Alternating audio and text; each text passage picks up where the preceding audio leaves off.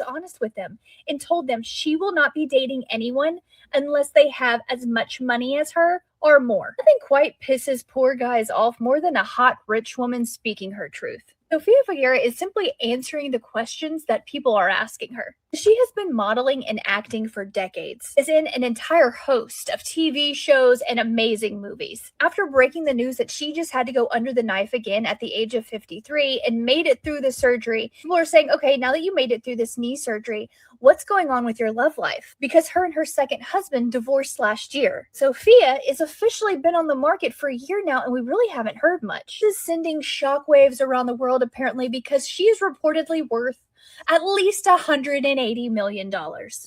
Again, she's been in a lot of TV shows and movies. And let's be honest, she's gorgeous. She has worked hard for every penny. But now everyone seems to be upset. And by everyone, I mean all of the broke men. Probably the same broke men who like to talk about gold diggers, because it's only broke guys who get pissed off at the idea of gold diggers. They don't want women taking men's money. Those guys also appear to not like it when the shoe's on the other foot and it's a rich woman who doesn't want a poor man. Asked this question about her love life, she was honest with them and told them. All right.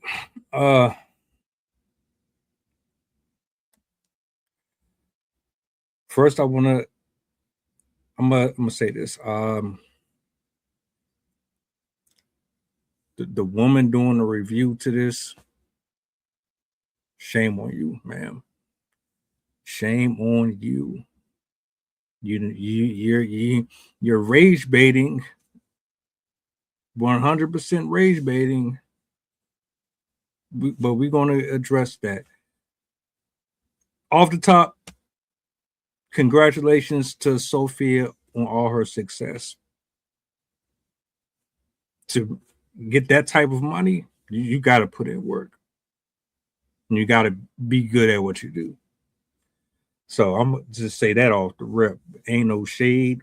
I love anybody who is putting in the time to achieve their goals and make them a reality. You deserve your flowers. In terms of her preference with what the guy has to make, that's her preference. Period. That doesn't bother me one bit. You know what I'm saying? There's other things that I want to address within this, but for now, that's pretty much my stance so far. What was your initial take on this clip? Hey man, I think you hit the nail on the head, man. Everything that you just said. And it's unfortunate. It seems like she was trying to use every bold letter word she could for marketing to try to trigger somebody, and that just seems to be what we're coming across more and more lately. So, great job on identifying that and starting the video out that way. I mean, call a spade of spades. At this point, when you click on a video, you really got to look out for it because you never know if it's going to come from an honest place or they're just genuinely being themselves. And like that right there, I knew exactly what she was doing because I've heard that same line in the comment section for years. So I want to address that part first.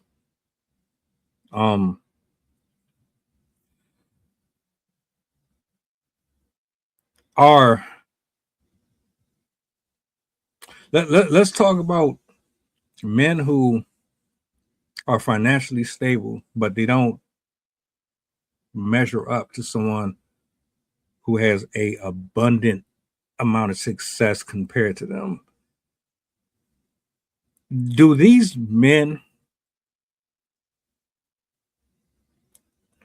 feel threatened by someone who makes more than them?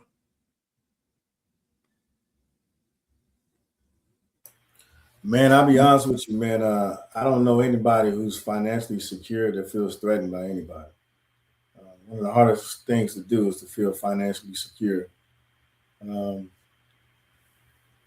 But if you feel financially secure, there may be some things that you may be insecure about that you may entertain. But again, it's kind of a broad question to ask. Being financially secure and being insecure is it's a big step in between the two. But you can be financially secure and be insecure about a topic and be curious about it, to that could possibly lead you to make some bad decisions in that regard. So, all right. So here's the issue. Now I'm trying to attack specifically what she said. What she said. All right. She's saying that broke men are envious of women who are wealthy, and they feel like women with money are looking down on men who are broke. But what are you talking about when you say broke? You know what I'm saying? Um, to me, anybody who can afford their car insurance, their car's paid off, your rent is paid, your electricity is on, you're not struggling month to month. Anybody who is financially able to take care of themselves and maybe a second party, I don't look at that as a failure. I don't look at that as broke. You might not have a extreme amount of resources, but you're not borrowing and on the borderline of bankruptcy. You're financially stable. What is she talking about when she say broke? I don't know, man. You asked to answer your own question. You asked a great question and then gave a great answer. So I guess it just goes back to, again, about expectation management.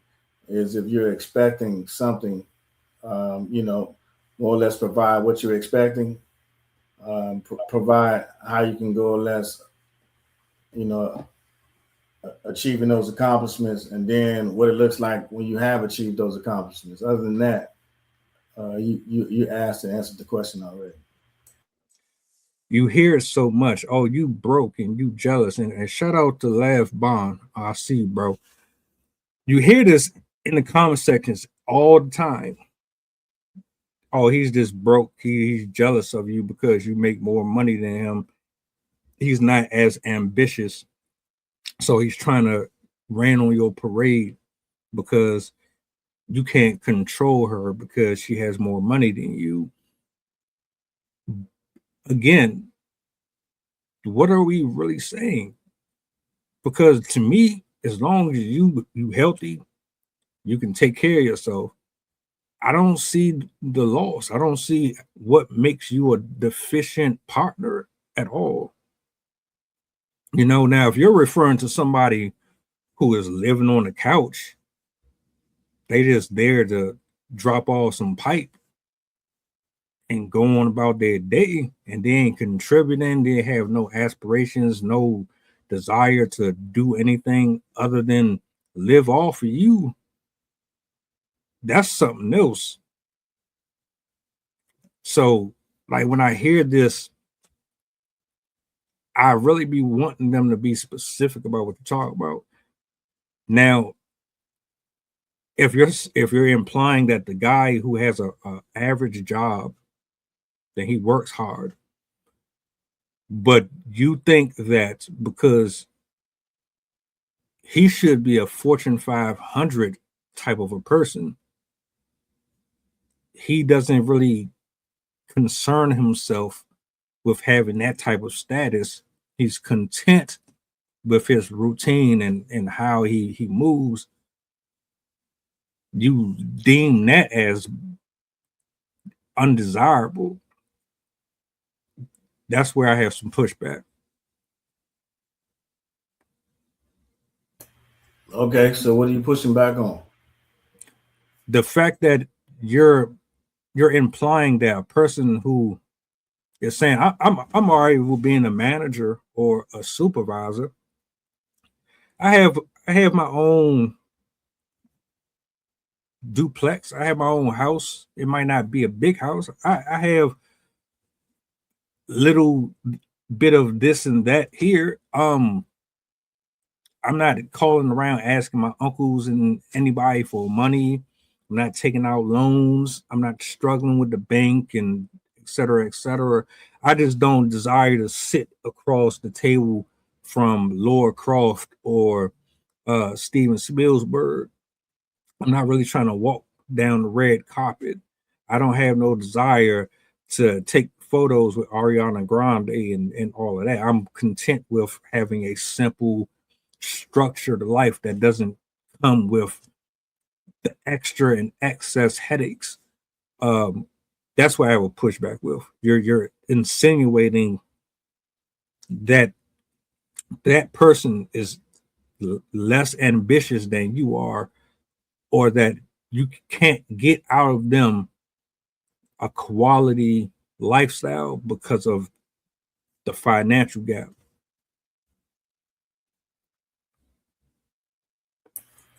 You said that's what you got from it because of the. She said that because of the financial gap. It comes off as if you're telling me I can't really take care of you, or I can't love you or protect you if I don't make 2.3 million more than you. Okay, is that the only way you see it, or that's just what's most logical to you? Well, my main issue is you're assuming that money is the equivalent to a successful anything.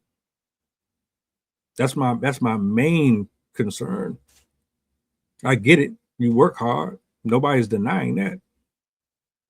But that's not the end all be all. If history has shown, money does not guarantee that you're going to have a long lasting, joyous life either. So if you had an opportunity to educate somebody at this point, what would you say would be most worth dedicating your time and your efforts to?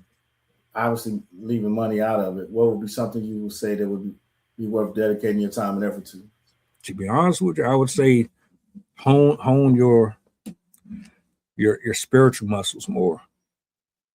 Your relationship with the Creator, the one who gave you life, the one who directed your steps, the one that can direct you properly in who you should be around, who you don't need to be around, where you should be sowing your seeds, how you should be giving and receiving.